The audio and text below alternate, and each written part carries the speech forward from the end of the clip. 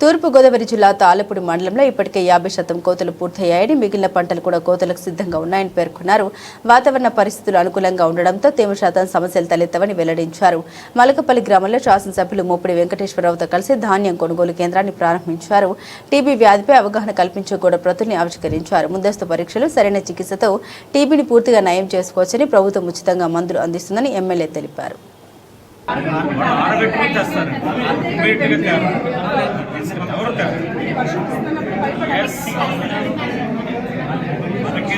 Rain సీజన్లో తప్ప మిగతా టైంలో కట్ చేసిన తర్వాత ఆరబెట్టుకున్న తర్వాత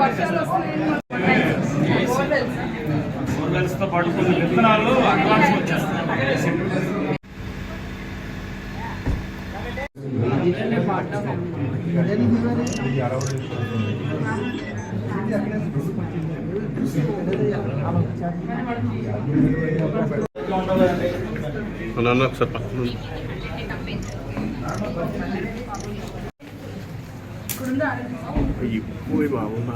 మనకి ఏదైతే చెరువులు ఉన్నాయో ఆ చెరువులు మనకి క్యాస్కేడింగ్ ట్యాంక్స్ లో నీళ్ళని ఫిల్ చేసి మన ఊర్లో చెరువులన్నీ కూడా ప్రతి సంవత్సరం వచ్చే వర్షాలకి ప్రతి చెరువు నిండాలి అనేది మన ఉద్దేశం.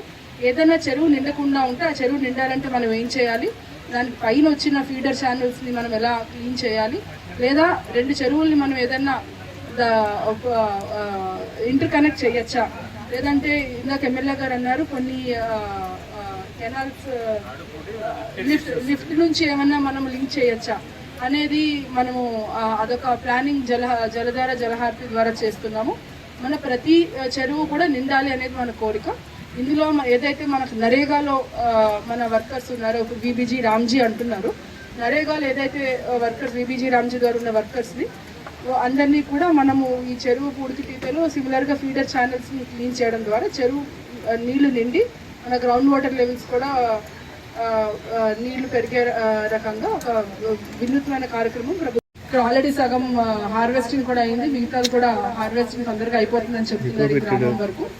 సో దాంట్లో ఇప్పుడు మనకి ఈ వర్షాలు ఈ సమస్య కూడా లేదు కాబట్టి మాయిశ్చర్ సమస్యలు కూడా ఎక్కడా లేవని చెప్పారు. ఇక్కడ ఎక్కడైతే మెట్ట ప్రాంతాలు ఉంటాయో అక్కడంతా కూడా ఆయిల్ పామ్కి వెళ్ళాలనేది ఒక వరిలో మనకి వచ్చే ఏ రైతులతో మాట్లాడినా సరే వరి ద్వారా వచ్చేది మాకు సరిగ్గా మిగలట్లేదు అనేది చెప్తున్నారు. వరి ద్వారా మాకు పెద్ద మిగిలేదు కూడా లేదు, భూమి ఉంది చేస్తున్నామని చెప్తున్నారు. అదే ఆయిల్ పామ్లో కంపెనీ ఉంటుంది కాబట్టి గవర్నమెంట్ సపోర్ట్ కూడా ఎప్పుడు దానికి ఉంటుంది కాబట్టి ఆయిల్ పామ్ వెళ్ళినట్టయితే మనకి వరి మీద కూడా భూమికి కూడా మంచిది. అదే టైంలో మనకి ఈ వర్షం వల్ల అకాల వర్షాల వల్ల వస్తే మనకు వరి వెంటనే మనం నష్టపోతాం, మాయిశ్చర్ ఎక్కువ అవుతుంది, పెట్టుబడి పోతుంది. అలాంటి రిస్క్ ఏమీ లేకుండా కూడా ఆయిల్ పామ్ పెడితే బాగుంటుంది. అందరూ కూడా ఆ దిశగా ఆలోచించి ముందుకు వెళ్తారని అనుకుంటున్నాము. సంబంధిత దగ్గరలో ఉన్నటువంటి రైస్ మిల్లు కూడా తోలేటువంటి అవకాశం కూడా కల్పిస్తా ఉన్నారు. కాబట్టి వాళ్ళు ఇక్కడే కాదు, మన నియోజకవర్గంలో ఎక్కడైతే ధాన్యం కొనుగోలు కేంద్రాలు ఉన్నాయో అన్ని చోట్ల కూడా ఆల్రెడీ ప్రారంభిస్తా ఉన్నాం. దానికి సంబంధించినటువంటి సంచులు కానీ దానికి సంబంధించినటువంటి సిబ్బందిని కూడా ఏర్పాటు చేయడం కూడా జరిగింది.